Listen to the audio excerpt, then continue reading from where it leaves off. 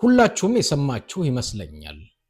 ከኋላዬ እንግዲህ በፓርላማ በሪፖርተር ጋዜጣም ላይ እንደወጣው ከፍተኛ ባለስልጣናት፣ ታዋቂ አርቲስቶች ከ98 ቢሊዮን ብር በላይ መዝረፋቸው በኦዲት ምርመራ መረጋገጡ ተነገረ ብሎ ከዛው ከአዲስ አበባ ሪፖርተር ይዘግበናል። በቅርብ ጊዜ ቴዲ አፍሮ ዳስ ጣላለ። አገራችን ዳስ የሚጣልላት አይደለም መርዶ የላትም ነው። 98 ቢሊዮን ብር አብይ አህመድ የሰበሰበው ስርዓት ዘራፊ ነው፣ ገዳይ ነው፣ አራጅ ነው ስንል በምክንያት ነው። ቴዲ አፍሮ ዳስ ጣል ብሎ መስፈኑ አገሪቱ ዳስ የምትጥልበት መርዶ ከዚህ በላይ መርዶ አለ? ላለፈው 8 ዓመታት አብይ አህመድ ወደ ስልጣን ከመጣበት ጊዜ ጀምሮ አብይ አህመድ በየቦታው ባስቀመጣቸው ባለስልጣኖቹ 98 ቢሊዮን ብር ተዘርፏል። ይሄ ዳስ አይደለም። ዳስ መጣል ሳይሆን ምናልባት የሃይማኖት ቆብም የሚያስጥል ጉዳይ ነው።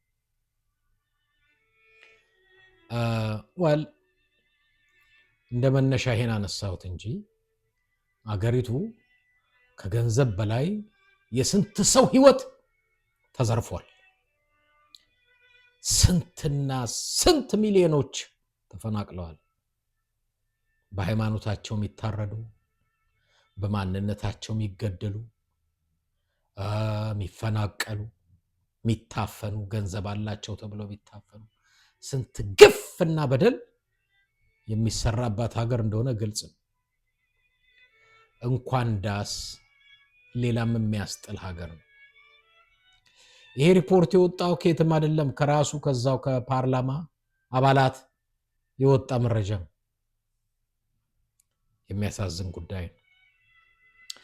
ከዚህ ጋር ተያይዞ ደግሞ አንድ ማውራት የምፈልገው ምናልባት እስካሁን ድረስ ይሄ የኦህዴድ አራጅ ስርዓት እንደምታውቁት ገንዘብ መዝረፍ ብቻም ሳይሆን አሁን ደግሞ ከራሱ ቦርደር አልፎ በሱዳን በዩናይትድ አረብ ኤምሬት የድሮን አቀባይነት የሱዳን ስኳር ፋብሪካን እና ኤርፖርትንም እያጋየ ጦርነት እየፈለገ እንዳለ የዓለም መገናኛዎችም እያወሩት ነው። የሱዳን መንግስታትም እየተናገሩበት ነው። በጣም ያሳዝናል። የራሱን ሰላም ከመበጥበጥ የራሱን ህዝብ መበጥበጥ ብቻ ሳይሆን የጎረቤት ሀገርን መበጥበጥ ተያይዞታል።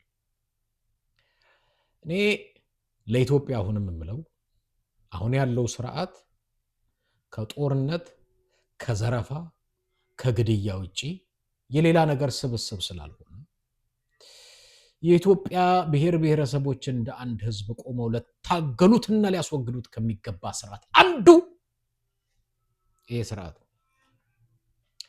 ኢትዮጵያ ውስጥ የምትኖሩ ታውቁታላችሁ። በልቶ ማደር ለእናንተ ከባድ ነው። ባለስልጣኖቹ በ98 ቢሊዮን ብር ዘረፋ ላይ ናቸው። አንድ ባለስልጣን የተሾመ ሊያገለግልህ እንዳልሆነ ሊዘርፍህ፣ ነገር ግን ሊያጭበረብርህና ሊያታልልህ ሲነግርህ ምንድነው የሚልህ? አዲስ አበባ እኮ ለምታለች፣ ሳር ተተክሏል፣ ዛፍ ተተክሏል፣ ፓርክ ተሰርቷል ይላል። እሱን ያሳዩሃል። ነገር ግን የአገር ሀብትና ንብረት ይዘርፋሉ። ዱባይ ቤት የሌለው ባለስልጣን አንድ ነገር ከብልጽግና ውስጥ ኢትዮጵያ ህዝብ አንተ ተኝተሃል፣ ንብረትህ ሀብትህ የተዘረፈ የተጓጓዘ እንዳለ ግን እንድታውቀው። ለዛ ነው ይሄ ስርዓት ለማንም አይጠቅምም። ከጎረቤትም ሀገር ጋራ የዩናይትድ አረብ ኤምሬት ተላላኪ ሆኖ ማለት ነው የሱዳንን ሰላም እየበጠበጠ የህዝብ ለህዝብ ጥቅም የሚውሉ አገልግሎቶችን እያፈነዳ እንዳለ ግልጽ ነው። ይሄን አድርጎታል። አሁን በአማራ ክልል እየሆነ ነው። ትግራይ ክልል የትግራይ ክልል አልመዳ ጨርቃ ጨርቅ፣ መሶቦ ሲሚንቶ፣ መስፍን ኢንጂነሪንግ፣ የተከዜ ኃይል ማመንጫ ትግራይ መሰረተ ልማት ሲያወድም የነበረ ስርዓት ነው። አራጅ ነው፣ ዘራፊ ነው፣ ገዳይ ነው ስንል በምክንያት ትግራይ ጽኗን ናቸው። አሁንም ትግራይ የራሳቸው ምክር ቤት የቀድሞውን ምክር ቤት መልሰዋል የሚባል ነገር ሰምተናል። ጥሩ ዜና ነው። እስካሁን ለኦህዴድ ስርዓተ መንግስት ያልተንበረከከ ክልል ትግራይ ነው። ትግራይ የነፃነት የድል የፖለቲካ ልንማርባቸው የምንችላቸው ህዝቦች ነው። ብዙ ልንማር እንችላለን ከትግራይ። ኢንፋክት ፖለቲካ ብቻ አይደለም፣ የነፃነት ተምሳሌት በአሁኑ ላይ ያለ ክልል ትግራይ። ምክር ቤት ወደ ነበረበት ወደ ቀድሞ መልሳችሁታል። ልክ ናቸው። ምስለኔ ትግራይ ውስጥ አይሰራም። ምስለኔ ትግራይ ውስጥ አይሰራም። ህወሓት አዲስ ሊቀመንበር መርጦ ስራውን ጀምሯል። ትክክል ናቸው። ከኦህዴድ በዛሬ ጊዜ ነውር ከኦህዴድ ጋር ማበር ነው፣ ከኦህዴድ ጋር መተባበር። እኔ የሱዳን ጀነራል ማስጠንቀቂያ ሰጥቷል ለኢትዮጵያ በተሰራው ነገር እርምጃ ይወስዳሉ። ለኢትዮጵያ ህዝብ ምክሬ እናንተ ጦም እያደራችሁ እነሱ ዘረፋ ላይ ናቸው። ይህን ስርዓት በቃ ብላችሁ መታገል ካልቻላችሁ ነገ ጠዋት ቱሌት ነው የሚሆነው። ጅብ ከሄደ ውሻ ይጮሃል። ተቀናይታችሁ በአንድም ይሁን በሌላ ይህን ስርዓት መታገል ለራሳችሁ ስትሉ የምታደርጉት ነገር ነው። ሀገር ለማዳን ህዝብ ለማዳን። አሁን ያለው ስርዓት ኦህዴድ ይባላል። የኦህዴድ ስርዓት ሲዘርፉ አይን የላቸው፣ ሲግጧችሁ አይን የላቸው፣ ኢንፋክት ሲገሏችሁ ርህራሄ የላቸው። ምን እየተደረገ እንዳለ ስንት ሰው ታፈነ፣ ታሰረ፣ ጠፋ፣ ደብዛው ጠፋ። ብዙዎቻችሁ የምታውቁት ነው። እነሱ በገንዘብ ይጫወታሉ። ኢትዮጵያ ውስጥ ህዝብን የሚያክም ዶክተር ቤት ተከራይቶ በቀን አንዴ በልቶ ማደር ከባድ። በየቤቱ ያለው ጉድ ቤት ይቁጠረው። ለዛ ይመስለኛል ብዙዎች ይህን ስርዓት ተነጋግረህና ተማምነህ አብረው የምትቀጥለው ስርዓት አይደለም፣ ተባብረህና አንድ ሆነ የምታስወግደው ስርዓት እንጂ። እና እኔ መቼም ይሄን ሪፖርት ስሰማ ብዙ አልደነቀኝም። የዚህ ስርዓት ስብስብ ምን እንደሆነ ከመጀመሪያ የገባኝ ስለሆነ ብዙ እንግዳ አይደለሁም። ከካድሬ ውጪ ከስርዓቱ ጥገኛ ውጪ ሌላው ህዝብ እንዲያውቀው በሚል ነው። ግን ማወቅ ብቻ ጥቅም የለውም።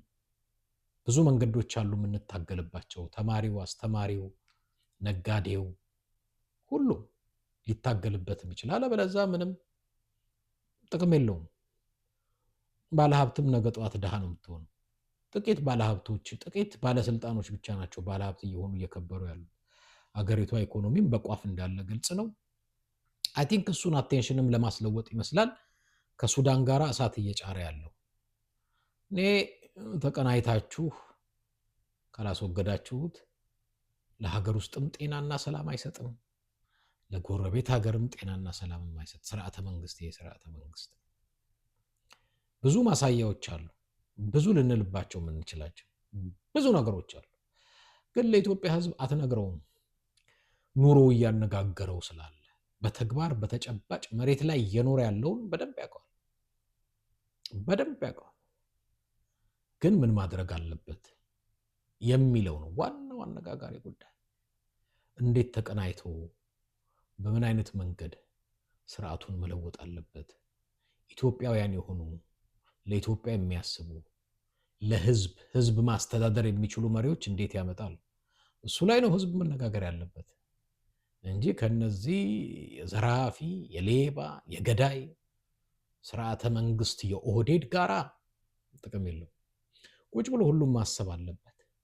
ምን ላድርግ፣ ምን እናድርግ ብሎ እንደ ሀገር አይ ቲንክ የቀረ የለም። ያንተ ያልሆነ ሀገር ሆኗል።